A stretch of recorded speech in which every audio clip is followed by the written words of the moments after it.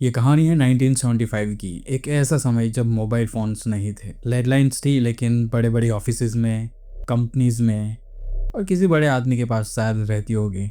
और एक ऐसा समय था जब रात में इतनी चहल-पहल नहीं रहती थी। मतलब रात में घूमना ना के बराबर लोगों का होता था। मतलब कि रात में ट्रैवल करना मतलब खुद को डेंजर में डालना। ये कहानी है राकेश की, एक सिंपल कंस्ट्रक्शन वर्कर जो गुजरात में रहता था, लेकिन काम के लिए मुंबई जाया करता था, क्योंकि तब उस वक्त गुजरात में कंस्ट्रक्शन वर्क में इतना काम नहीं मिल रहा था। राकेश का गांव गुजरात महाराष्ट्र के बॉर्डर पे ही था, संजान स्टेशन के पास, नेशनल हाईवे से 5 किलोमीटर अंदर, जहाँ रोड्स भी कच्चे थे, मिट्टी के, पेट्रोल से भरे। और रात को वो रोड एकदम सुनसान हो जाती थी, कोई नहीं आता जाता। राकेश मुंबई जाया करता था अपने कंस्ट्रक्शन वर्क के लिए, और भी उसके साथ कई लोग जाते थे। वो एक बार जाते थे तो वापस 2-3 महीनों तक घर नहीं आते थे। कुछ अच्छे खासे पैसे कमा के फिर वापस घर आते थे। राकेश की लाइफ सिंपल थी। उसकी बीवी के अलावा उसका कोई नहीं था। मम्मी पापा उसके गुजर चुके थे, कोई भाई बहन नहीं थे। वो और उसकी पत्नी और उसके 2 बच्चे गाँव में अकेले रहते थे।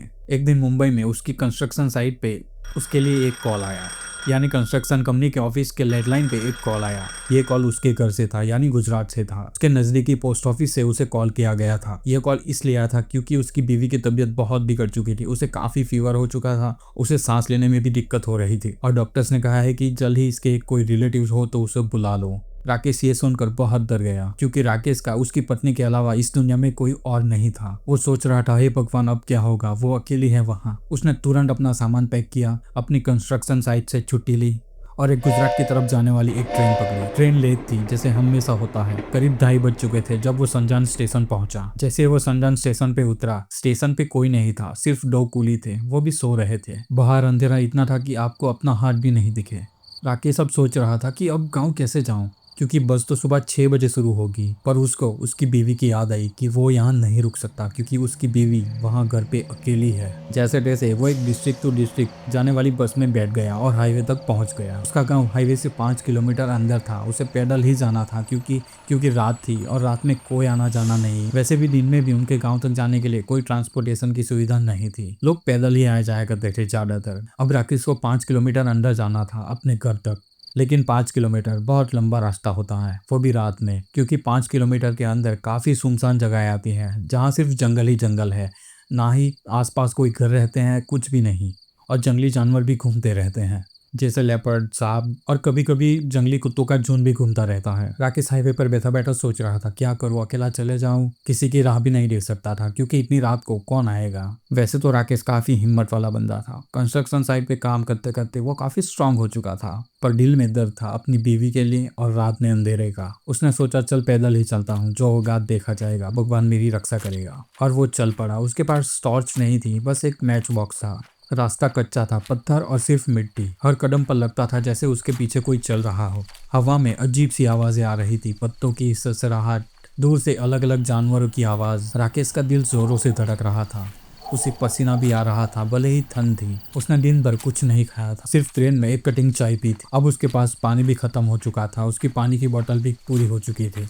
उसी रास्ते पे चलते चलते 2-3 किलोमीटर के बाद उसे एक छोटी सी झोपड़ी दिखी। उसमें डिम लाइट जल रही थी। वो एक छोटी सी मिट्टी से बनी हुई झोपड़ी थी। अंदर एक छोटी सी लाइट जल रही थी, वो शायद लैंटर्न थी। राकेश ने सोचा, ये शायद डिम लाइट जल रही है तो कोई जाग रहा होगा, चलो पानी मांग लेता हूँ।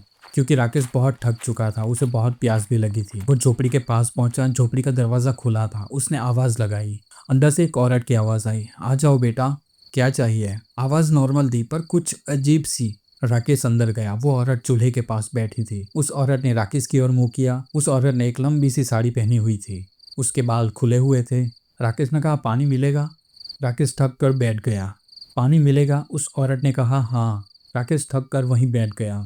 पर यहाँ से शुरू होता है असली हॉरर। वो औरत उड़ी, पर पीछे नहीं मुड़ी, ऐसे ही पीछे जाने लगी। मतलब उसने पीठ नहीं दिखाई, मतलब वो राकेश की तरफ देखकर ही पीछे जा रही थी, जैसे कोई क्रैब चलता हो। पर वो इंसान थी। पर कोई इंसान ऐसा नहीं चलता। राकेश को पहले लगा कि ये क्या है, कुछ गलत तो नहीं, पर वो देखता है उस औरत ने पानी का ग्लास भरा। वो हंसते हुए राकेश के पास आई, लेकिन उसकी हंसी में कुछ गलत था। उसकी आंखें बिल्कुल काली थी। राकेश ने पानी पिया, पर अब उसको डर लगने लगा था। उस औरत ने कहा, खाना खाओगे? राकेश ने कहा, नहीं, बस मैं पानी पीना चाहता था, बस अभी घर जाना चाहता हूँ। पर वो औरत मान ही नहीं रही थी। वो बहुत ज्यादा इंसिस्ट कर रही थी। ऐसा कहते हुए वो चूल्हे की तरफ गई, फिर से वैसे ही चल कर ऐसे उल्टा। पर इस बार राकेश ने नोटिस किया, जैसे ही वो थोड़ी सी मुड़ी, उसने देखा, वो जोर से चिल्लाया, हे भगवान! उसके पीठ के पीछे कुछ नहीं था। साड़ी के पीछे उसका बॉडी खुला हुआ था। उसकी अतड़ियां लटक रही थी। लिवर, किडनी, सब कुछ दिख रहा था। उसके ब्लड का फ्लो भी साफ साफ दिख रहा था। ऐसा लग रहा था जैसे किसी को लटकाया गया हो बुच्चर शॉप पे। लेकिन वो जिंदा थी। उसका चेहरा नॉर्मल था, लेकिन पीठ मॉन्स्टर की थी। राकेश का दिल जोरों से धड़कने लगा। ये क्या है? भूत, चुड़ैल? उसने एक सेकंड के लिए सोचा और ग्लास फेंका और वहां से भाग गया। उस औरत ने हंसा और अजीब सी चीख मारी, जैसे कि वो कोई भेड़िया हो। वो भी राकेश के पीछे भाग रही थी और कहते जा रही थी, रुक जाओ बेटा, खाना खा के जाओ बेटा। पर राकेश बिल्कुल नहीं रुका। वो भागता जा रहा था। वो भागते भागते रास्ता भी भूल चुका था। वो जंगल की ओर भाग रहा था। वो भागते जा रहा था। पीछे से आवाज आए जा रही थी। उल्टे पैरों की आवाज आ रही थी, थप थप थप थप थप। और वहां से राकेश के नजदीक आ रही थी। राकेश भागता जा रहा था। एक समय पर राकेश को लगा कि वो मुझे पकड़ ही रहेगी। अब राकेश की सांस फूल रही थी। अब उसके पैर भी जवाब दे रहे थे। पर अपनी बीवी को याद करते हुए अपनी हिम्मत को बरकरार रखा। फाइनली वो गांव के नजदीक पहुंच गया। उसे गांव की लाइट्स दिखी और वहीं राकेश बेहोश हो गया। सुबह एक चरवाहा बकरियां चराता हुआ वहां पहुंचा। उसने राकेश को देखा। क्योंकि वो राकेश के ही गांव का था, तो वो राकेश को पहचानता था। उसने देखा, अरे ये क्या, ये तो राकेश है। वो चिल्लाया और गांव वालों को बुलाया। सब आए और राकेश को उठाने लगे। सबने मिलकर राकेश को उठाया, पानी पिलाया और राकेश को होश में लाया। राकेश जैसे ही होश में आया, वो डर की वजह से बोल भी नहीं पा रहा था। उसने थोड़ी देर बाद सबको सब कुछ बताया, लेकिन कोई भी यकीन नहीं कर पा रहा था। सब लोग कह रहे थे कि राकेश, ये तुम्हारा कोई सपना होगा, क्योंकि तुम काफी लंबा सफर करके आए थे। तुम बहुत थक चुके थे, इसीलिए तुम्हें शायद ये हेलुसिनेट हुआ होगा। पर राकेश जानता था कि ये कोई झूठ नहीं था। उसके बाद राकेश के जाने के बाद उसकी बीवी भी ठीक हो चुकी थी। राकेश उस रात के बाद कभी रात को अकेला नहीं गया। वो झोपड़ी कभी नहीं दोबारा दिखी। उस गांव के लोग कहते हैं वो चुड़ैल थी, उल्टे पैरों वाली, जो रात को अकेले घूमने वालों का शिकार करती है। गुजरात के गांव में उस वक्त ऐसी स्टोरीज कॉमन थी, पर राकेश के लिए ये रियल थी। और अब तुम सोचो, अगर तुम रात में कहीं जा रहे हो और तुम्हें एक घर दिखे, क्या तुम पानी मांगोगे या फिर भाग जाओगे? ये थी राकेश की स्ट्रेंज, डार्क एंड मिस्टीरियस कहानी।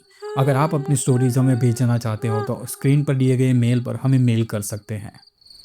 मैं उसे नरेट करूंगा अपने अंदाज में।